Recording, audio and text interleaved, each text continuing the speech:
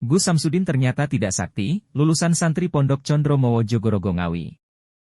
Gus Samsudin atau Gus Samsudin Jadab telah ditetap sebagai tersangka oleh Polda Jatim atas konten video viralnya dalam pengajian membolehkan bertukar pasangan.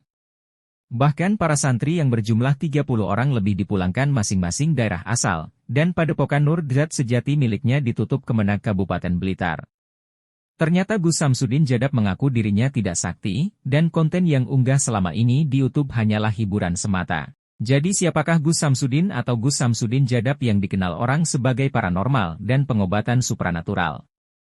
Samsudin lahir tahun 1989 di Jogorogo, Ngawi atau dikenal juga sebagai Gus Samsudin Jadab adalah seorang praktisi paranormal ilmu gaib dan pengobatan supranatural kancah internasional dan berkebangsaan Indonesia.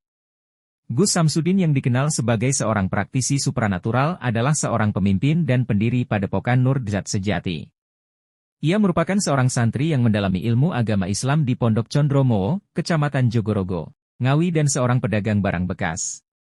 Berawal ketika perseteruannya dengan seorang pesulap merah yang bernama Marcel Radival, ketika pesulap tersebut bersama timnya mendatangi Padepokan Nur Zat Sejati yang terletak di Desa Rejowinangun, Kecamatan Kademangan, Blitar. Hal itu untuk membuktikan keahlian Samsudin atau Gus Samsudin Jadab dalam praktik pengobatan supranatural. Pesulap merah meyakini bahwa apa yang dilakukan oleh Samsudin hanyalah trik belaka.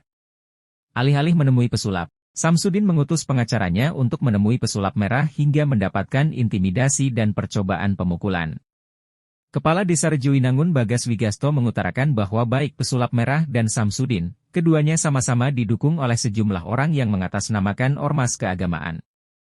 Perseteruan ini mengakibatkan sejumlah warga yang sependapat dengan pesulap merah, ingin agar Padepokan Nur Zat Sejati ditutup dan beranggapan bahwa Samsudin tidak benar-benar memiliki kemampuan pengobatan spiritual. Sejumlah warga mendatangi Padepokan dan mendesak kepala desa untuk menutup Padepokan tersebut, karena warga tidak terima nama desanya terseret dan mengalami perundungan di media sosial sebagai akibat dari perseteruan keduanya.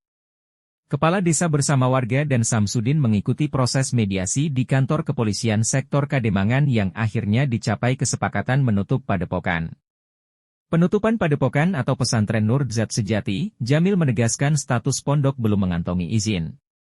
Sedangkan yang dimiliki Samsudin masih sebatas badan hukum sebuah yayasan pondok pesantren.